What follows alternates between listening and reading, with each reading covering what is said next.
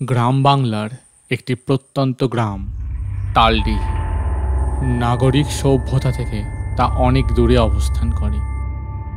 নাম শুনলেই মনে হয় যেন বিশাল শাল পিয়াল আর তালগাছে ঘেরা এক শান্ত নিস্তব্ধ গ্রাম। কিন্তু তালডিহি ছিল সব কিছুতেই আলাদা।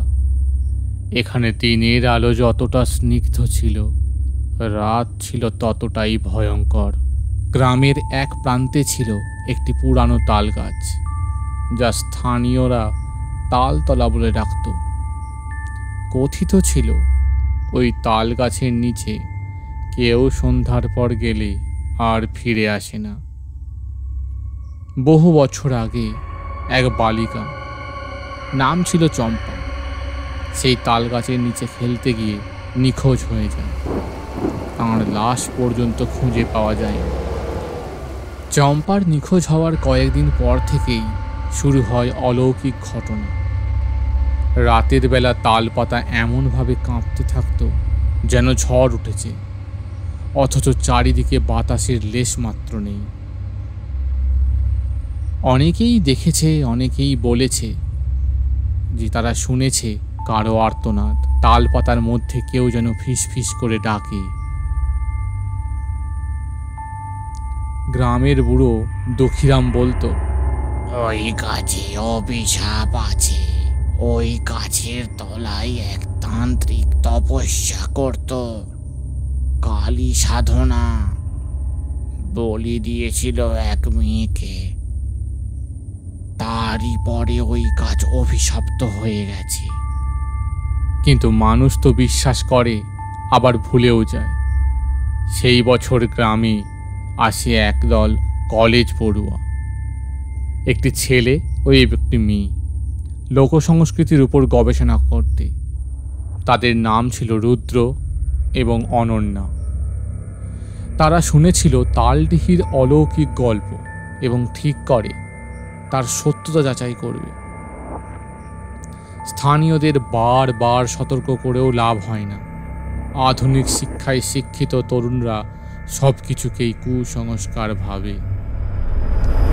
তারা তালতলার কাছে সন্ধেবেলায় গিয়ে উপস্থিত হয়। সন্ধ্যা পেরোনোর কিছু আগে রুদ্র ও অনন্যা ক্যামেরা সেট করে আর রাত ভোর রেকর্ডিং চালাতে থাকে। হঠাৎ রাত 2টো নাগাদ ক্যামেরা বন্ধ হয়ে যায়। রুদ্র ক্যামেরা ঠিক করতে যায়, তখনই শোনা যায় একটা চাপা কান্নার শব্দ। তাল পাতার ফাঁকে যেন কেউ কাঁদছে। অনন্যা বলে, হয়তো কেউ গ্রাম থেকে এসেছে আমাদেরকে ভয় দেখাতে। তখনই ক্যামেরার স্ক্রিনে ভেসে ওঠে এক মেয়ের মুখ। চোখ নেই, মুখ বিকৃত, আর সারা দেহে রক্ত।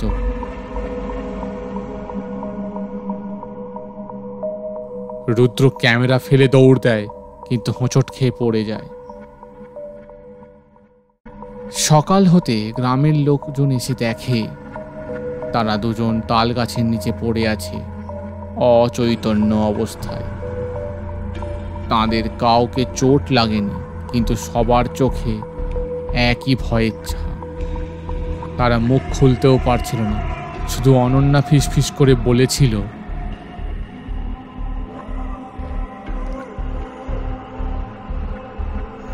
চম্পা এখনো আছে, এখনো ওই গাছেই আছে, ওই গাছেই আছে চম্পা, ওই গাছেই আছে। তারপর সেই ছাত্রছাত্রীরা ফিরে যায় কলকাতায়। কিন্তু রুদ্র আর কথা বলে না কারো সঙ্গে। অনন্যা পরে আত্মহত্যা করে। তার ডায়েরিতে লেখা ছিল, তাল পাতা ডাকছে, আমি আর সহ্য করতে পারছি না। গ্রামের পুরোহিত ব্রহ্মানন্দ তন্ত্রবিদ্যায় জ্ঞান রাখতেন। তিনি বলেছিলেন, চম্পার আত্মা মুক্তি পায়নি, তাকে বলি দেওয়া হয়েছিল, কিন্তু সে ত্যাগ করিতে পারেনি জীবন। তাঁর আত্মা এখন প্রতিশোধ চাইছে। যতক্ষণ না কেউ প্রকৃত বলিদান দেয়, সে শান্ত হবে না। এই কথা শুনে একজন বৃদ্ধা, নাম ছিল হৈমন্তী, সামনে গিয়ে সে বলে, আমি জানি সত্যি কি। চম্পা ছিল আমার নাতনি। সেই তান্ত্রিক তার ওপর নির্যাতন চালাতো। একদিন সে পালিয়ে গিয়ে তাল গাছে আশ্রয় নিয়েছিল, কিন্তু তান্ত্রিক তাকে গাছে বেঁধে আগুন ধরিয়ে দিয়েছিল। গাছ পুড়ে না গেলেও চম্পা মারা যায়। তারপর থেকেই সে ওই গাছের সাথেই মিশে আছে।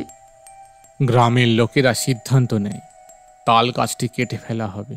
ব্রহ্মানন্দ বলেন, না, গাছ কাটলে আত্মা মুক্তি পাবে না, বরং আরও ভয়ঙ্কর হয়ে উঠবে। তাকে শান্তি দিতে হবে সঠিক রীতি মেনে।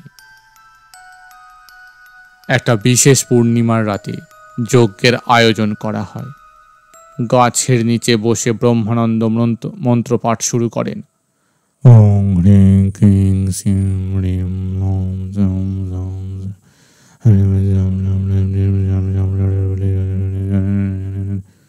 ওং ফট স্বাহা, ওং ফট স্বাহা, ওং ফট স্বাহা, ওং ফট স্বাহা।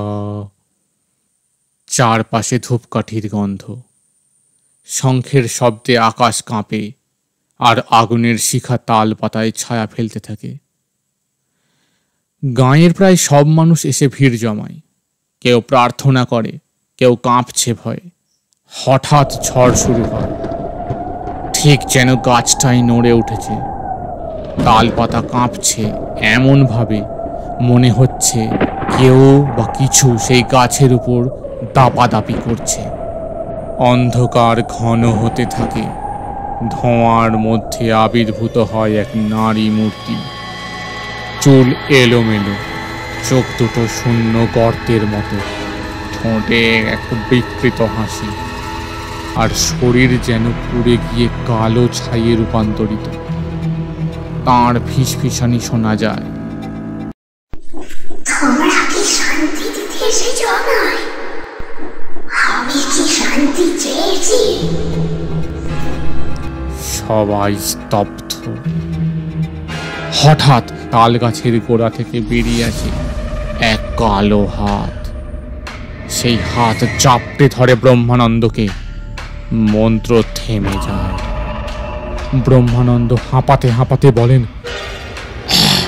তুই মুক্তি পাবি না যদি প্রতিশোধে আটকে থাকিস।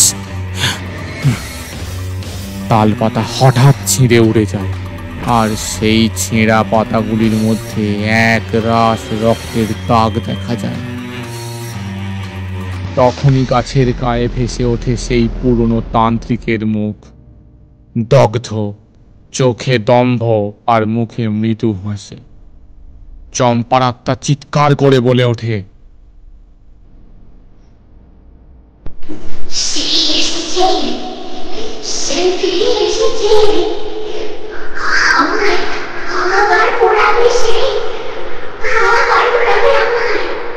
লোকেরা দৌড়ে পালাতে শুরু করে। শিশুরা কাঁদছে, বাতি নিভে গেছে। গাছের মাথা থেকে আগুনের গোলা ছুটে আসে যজ্ঞের দিকে। মাটিতে ফাটল ধরে।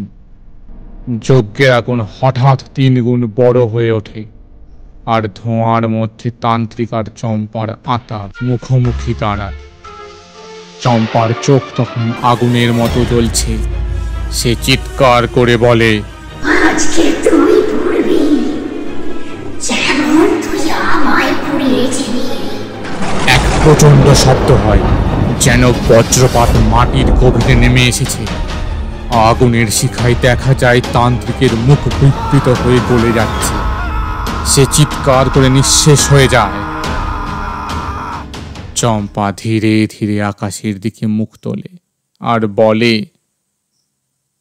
এবার আমি মুক্ত, কিন্তু প্রতিশোধের আগুন আর একবার জ্বললে আমি আবার ফিরে আসবো। তারপর সে ধোঁয়ার মধ্যে মিলিয়ে যায়। হঠাৎ করেই তালপাতা শান্ত হয়ে যায়, বাতাস স্তব্ধ, আর তাল গাছ যেন কিছু হারিয়েছে, এক শ্বাস ফেলেছে। ব্রহ্মানন্দ উঠে দাঁড়িয়ে বলেন, তাল গাছ বেঁচে আছে, কিন্তু সে এখন চম্পার স্মৃতি।